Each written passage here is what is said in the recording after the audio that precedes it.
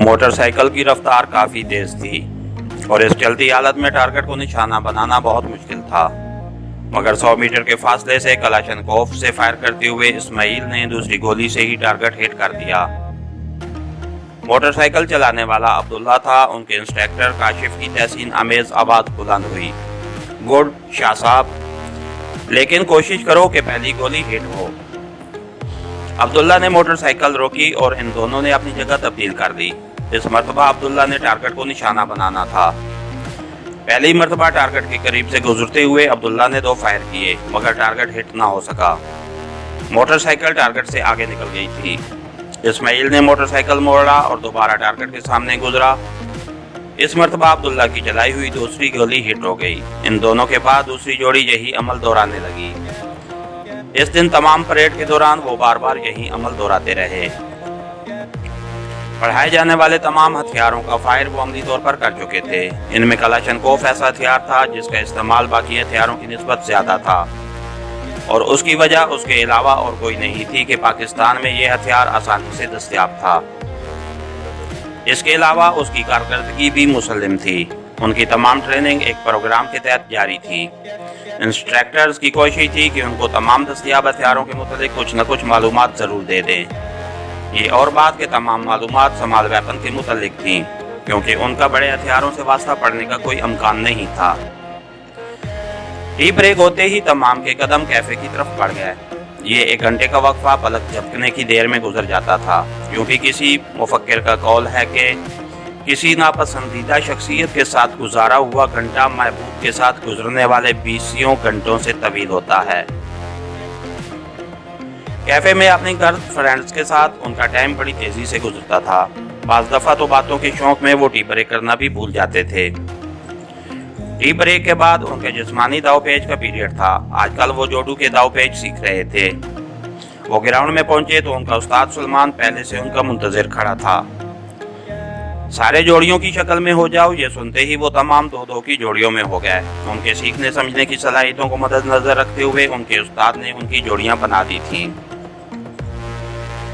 इससे पहले आप लोग जोडू के चंद इब्तदाई दाव सीख चुके हो, तो याद रखें, एक होता है दाव को सीखना और समझना, जबकि दूसरा होता है इस दाव को काम में लाना। और काम में लाना हर बंदे की अपनी ज़ाती सलाहियत की बुनियाद पे होता है। बिल्कुल जैसे रेस में गाड़ी दौड़ाने वाले तमाम ड्राइवर जानते हैं कि गाड़ी किस तरह चलाई जाती है। उसके बावजूद कोई पहला नंबर ले लेता है तो कोई आखिरी। उसकी वजह गाड़ी का नुक्स या ड्राइवर की कम इल्मी नहीं होता, बल्कि महारत की कमी होता है। अब तक जो दाव आप लोग सीख चुके हो, उनको जानने के लिहाज से मैं और आप बराबर हैं। मुझे जो फोकियत हासिल है वो ये है कि मैं आप लोगों से ज़्यादा बेहतर तरीके से इन दाव पेच का इस्तेमाल कर सकता हूँ। मेरी बात का लुबाब ये है कि मैं आपको ये दाव पेच सिखला सकता हूँ। उनके अंदर महारत हासिल करना आप लोगों की अपनी सवाबदीद पर है। जैसा कि मैं आपको पहले भी बतला चुका हूँ कि जोडू के मैनी है मुखालिफ की ताकत को उसी के खिलाफ इस्तेमाल करना। इसको सादा अल्फाज में यूं समझें कि अगर एक शख्स के साथ आपकी हाथापाई हो रही हो, जिस्मानी लिहाज से वो आपसे ताकतवर हो, या वो आपके गिरबान से पकड़कर अपनी जानिब खींचे और आप भी उसे अपनी तरफ खींचें, तो इस खींचातानी में कौन कामयाब होगा? वो एक लम्हे के लिए खामोश हुआ और फिर बोला, वो ही ना जो ज्यादा ताकतवर होगा। जी सर। तमाम ने बेयक ज़बान उसकी तायीद की। और अगर मुखालिफ के खींचने के जवाब में आप उसे धक्का दे दें तो क्या होगा? वो पीछे गिर जाएगा। इस्माइल जल्दी से बोला, गुड।